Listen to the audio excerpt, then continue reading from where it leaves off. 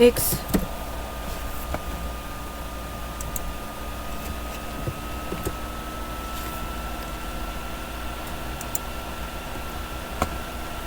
X bar itu sama dengan 25 dibagi 5 sama dengan 5. Kemudian Y bar itu sama dengan 760 dibagi 5 sama dengan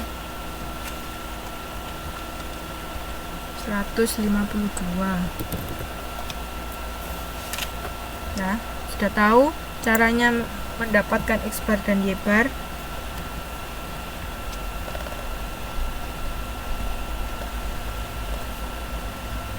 Nah, kemudian menggunakan rumus metode kuadrat terkecil dan tabel 2.11 untuk mendapatkan nilai B dan nilai A. Oke. Seperti halaman 2.25. Ini perhitungannya nggak perlu saya jelaskan ya, karena kan sudah sama seperti tadi ya. Karena di sini ada dua, ada variabel Y dan variabel X. Kemudian apakah mereka ini saling tergantung satu sama lain? Apakah jualan susu dan jualan biskuit susu itu mempunyai ketergantungan? Nah, untuk melihat itu diperlukan koefisien korelasi, di mana nanti koefisien korelasi itu menunjukkan angka paling kecilnya -1 dan angka paling besarnya +1 ya, 1.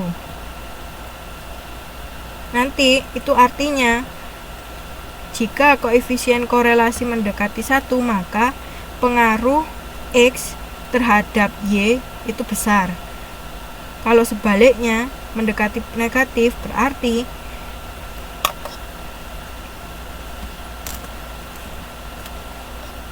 sama. Di sini kan ditulis pengaruh variabel bebas X terhadap variabel tergantung Y adalah besar jika nilai koefisien korelasi mendekati 1. Tidak peduli apakah koefisien korelasi tersebut positif atau negatif ya. Sedangkan apabila korelasi tersebut positif, berarti semakin besar X semakin besar Y. Sebaliknya, bila korelasi tersebut negatif, maka semakin besar X semakin kecil Y, atau semakin kecil X semakin besar Y. Jadi kebalikannya ya. Kita lihat di contoh aja di halaman 2.28. Nilai R itu ada rumusnya, nilai R ini. Nah, untuk nilainya bisa melihat di tabel 2.1. Coba dihitung nilai R nya, apakah hasilnya benar 0,98 sekian-sekian.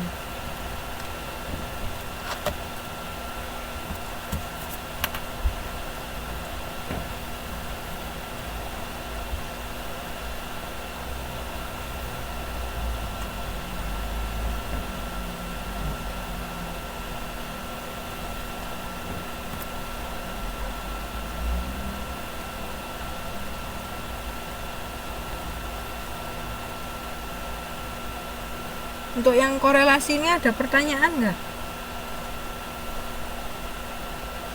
Nanti teman-teman akan lebih ngerti setelah kita ke contoh. Tolong dihitung dulu nilai korelasinya. Enggak sih mbak, enggak ribet.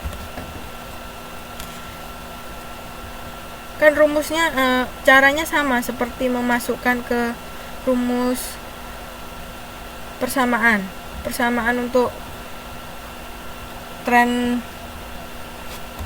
garis lurus atau tren garis lengkung.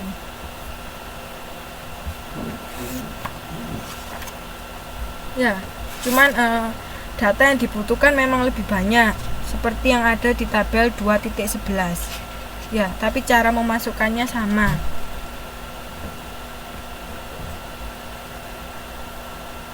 Ya, memang seperti itu. Kalau gitu nanti dicoba di rumah ya. Saya terangkan penjelasannya. Oke. Misal di sini R-nya itu ketemu nilai 0,9853. Ya.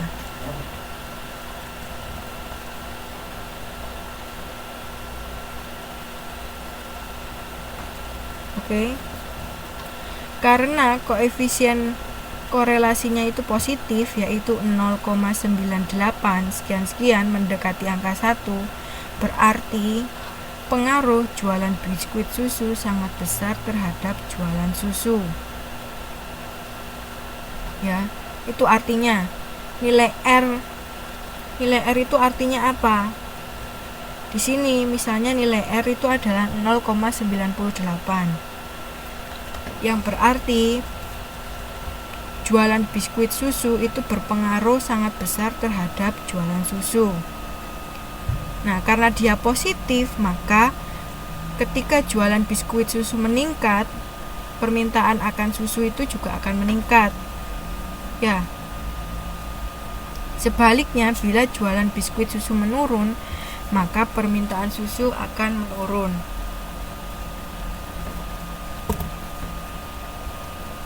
Gimana? Sudah jelas? Selamat malam Mbak Dewi. Mbak Dewi baru masuk ya. Kurang 13 menit lagi.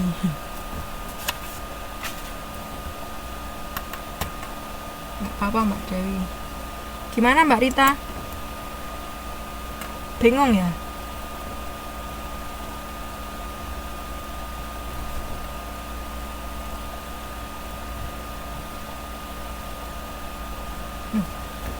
Kalau namanya korelasi itu kan berarti apa? Ya harus kan gini, kan ada variabel bebas sama variabel independen. Nah, kalau yang variabel tak bebas, maksud saya, berarti kan ada variabel dependen dan variabel independen. Nah, karena dependen berarti kan dia tergantung sama yang lain, ya. Ya, saling bergantung. Nah, untuk itu, untuk melihat seberapa besar ketergantungannya itu menggunakan koefisien korelasi. Nah, koefisien korelasi itu jika nilainya mendekati 1, maka ketergantungannya besar. Nah, sekarang untuk melihat menjelaskan positif negatifnya itu, kalau positif berarti semakin besar. Misalnya ya, A ini bergantung kepada B. Ya. Kalau nilai koefisien korelasinya positif, berarti kalau A besar, B-nya akan besar. Ya. Ya. Itu yang positif. Kalau negatif, gimana kalau negatif?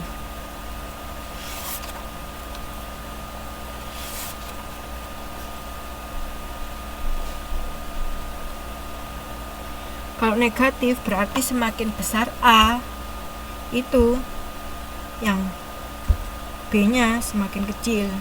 Ya, sebaliknya. Ya, oke. Udah ngerti Mbak Rita?